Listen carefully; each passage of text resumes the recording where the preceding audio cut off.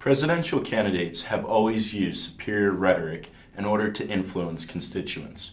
Every little detail is taken into account to convey a sense of authority, intellect, and empathy. The succeeding short film will break down and analyze various techniques employed by Barack Obama and Mitt Romney during the presidential election of 2012. During the last weeks of this campaign, there will be debates, speeches, and more ads. But if I could sit down with you in your living room or around the kitchen table, here's what I'd say. Here Obama is casually sitting at a kitchen table. What would catch the eye of a middle or working class family more than the president in a setting that they call home all too often? We see a prime example of environmental propaganda. If he could just sit down with you at your kitchen table, it gives a very human feel to him. Though he is the most powerful man in the United States, this clip makes him also feel just like you, sitting at the dinner table Sunday night for friendly chat and politics. It is an attempt to make you relate to him, to feel closer to someone very far away from you. At the same time, his business attire is a reminder that he's a professional and that he has an agenda to follow. Combined with the kitchen table and his plea to sit down with him, it would give an undecided voter the feeling that his agenda is to help your household and better your family life. And how better to get the youth vote than to make a surprise visit to Chipotle? Nothing bonds the average college student more than a good-hearted Chipotle date. Not only does this make an attempt to relate to a younger generation, but the humbleness of a presidential candidate stopping at a small franchise food chain brings Romney's multi-million-dollar status down to the average Joe level. This advertisement shows Obama gazing at a collection of words and phrases meant to evoke specific feelings from the reader. The biggest one, hope, is situated at the top of the ad above the highlighted words like change, believe, and vote. The simplified rhetoric of this ad is strong enough to have an impact upon first glance, yet vague to the point where it loses some of the power. It states, yes, we can, yet offers no evidence as to what exactly we can do. While the rhetorical strategy relies on appealing to the pathos of the average American starving for change, there is no logos to back up the buzzwords.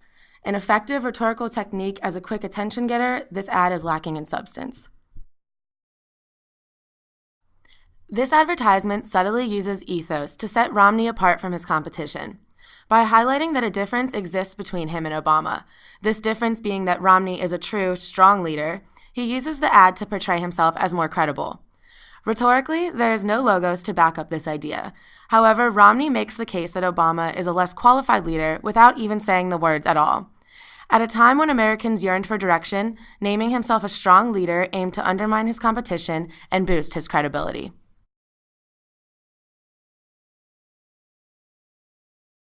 I'm Barack Obama, and I approve this message. This particular attack ad portrays Romney as a wealthy and successful individual.